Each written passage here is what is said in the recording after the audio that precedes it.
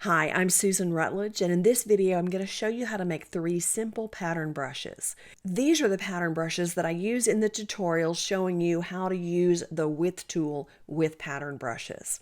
First, I'll make the checkerboard. I'll get the rectangle tool, keyboard shortcut M, and click on the artboard to open up the rectangle dialog box. I'm going to type in 0.2294, press the tab key, and then repeat that, 0.2294. And choose OK, and that's going to give me a little square. I'll get the selection tool, keyboard shortcut V. I'll grab hold of my square, and I'm going to hold down the Shift and the Option keys and drag to the right until the 2 squares intersect. With the copy selected, I'm going to duplicate that action, Command D and Command D. Now I have 4 squares in a row. I'll select all 4 of them, then I'll grab hold of these, and I'm going to hold the Shift and Option keys down, and that allows me to copy them and to drag them straight down so they're right in line.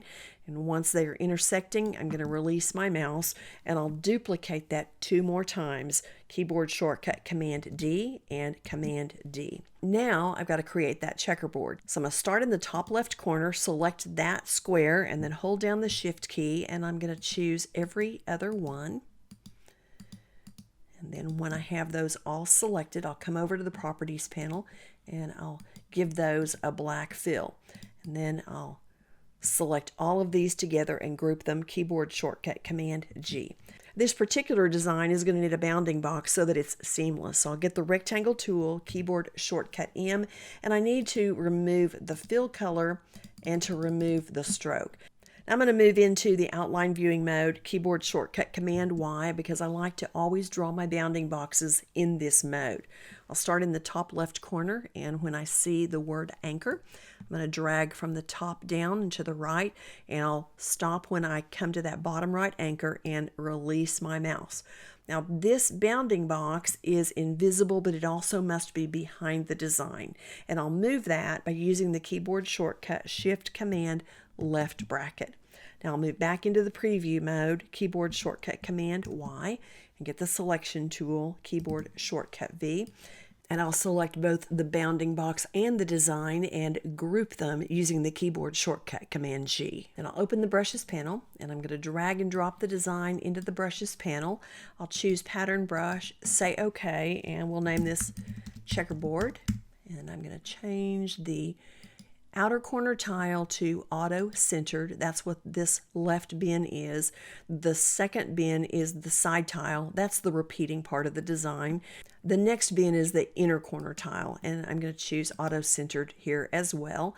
And then I'll change the colorization method to tints and say OK. Now I want to get my paintbrush tool, keyboard shortcut B, and I draw. I have a checkerboard. Let me undo that, keyboard shortcut Command Z, and for the next pattern brush we're going to make these circles. So I'll get the ellipse tool, keyboard shortcut L, and I'll click on the artboard to open the ellipse dialog box.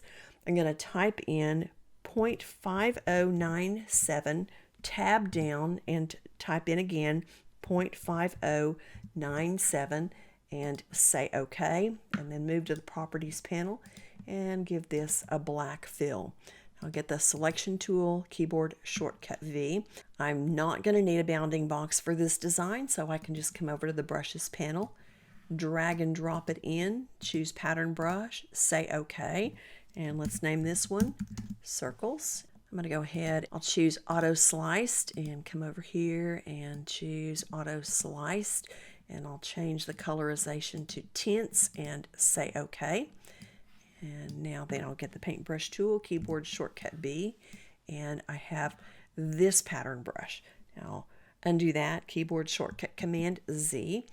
For the third pattern brush, these little squares with space in between them, I'll use the rectangle tool, keyboard shortcut M.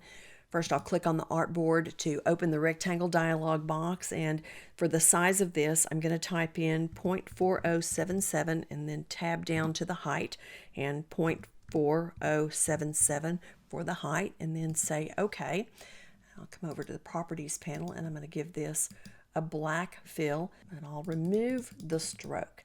I will need a bounding box for this pattern brush so that Illustrator knows how I want these spaced.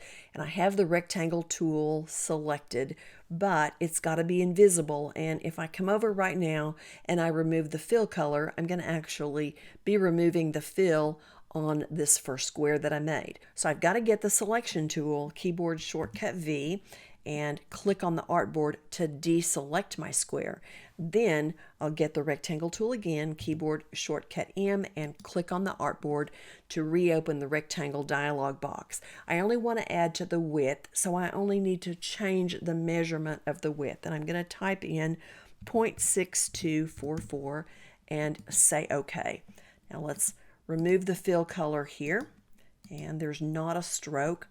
I'll get the selection tool, keyboard shortcut V, and I'll select both the square and the bounding box and come over to the properties panel, and I'm going to click on horizontal align center and vertical align center, and that places these exactly where I want them to be, except my bounding box needs to be behind the design. So I'll use the keyboard shortcut Shift Command left bracket, and that moves that bounding box to the back layer. If you want to know more about layers, I have a tutorial that explains the layers panel and how you can know what object is on what layer and how you can move those all around. For right now, let's select these two objects, and I'm going to group them, keyboard shortcut Command G, and then open the brushes panel, drag and drop them in, and I'll choose pattern brush and say OK, and we'll name this squares. I'll check on the outer corner tile. I'm going to choose auto centered, and then for the inner corner tile I'll choose auto centered as well, and I'll change this to tints and say OK. Now let's move this out of the way and get that paintbrush tool, keyboard shortcut B. And here's the square pattern brush, and just come over to the properties panel and get the selection tool, keyboard shortcut V, and select the path. Then I can adjust the size by just coming over to the properties panel and reducing the size of the stroke. And if you want to know how I have two pattern brushes applied to a stroke, I got the scissors tool, keyboard shortcut C, and just clicked on the path, and then got the selection tool, keyboard shortcut V, and select this back half of the stroke and come over to the brushes panel and applied the circles. So it looks like I have two different pattern brushes, but really I now have two separate lines. Well, now that you know how to make these pattern brushes, you can go check out the tutorial on combining the pattern brushes and the width tool. It's a really fun video, and you're going to be amazed at the number of different things that you can do when you use these two elements of Adobe Illustrator together. If you haven't subscribed to my channel yet, I'd really appreciate it if you'd click the subscribe button right now while you're thinking about it. It helps me, and it'll help you not miss any of my future tutorials. Thank you so much for watching. Bye now.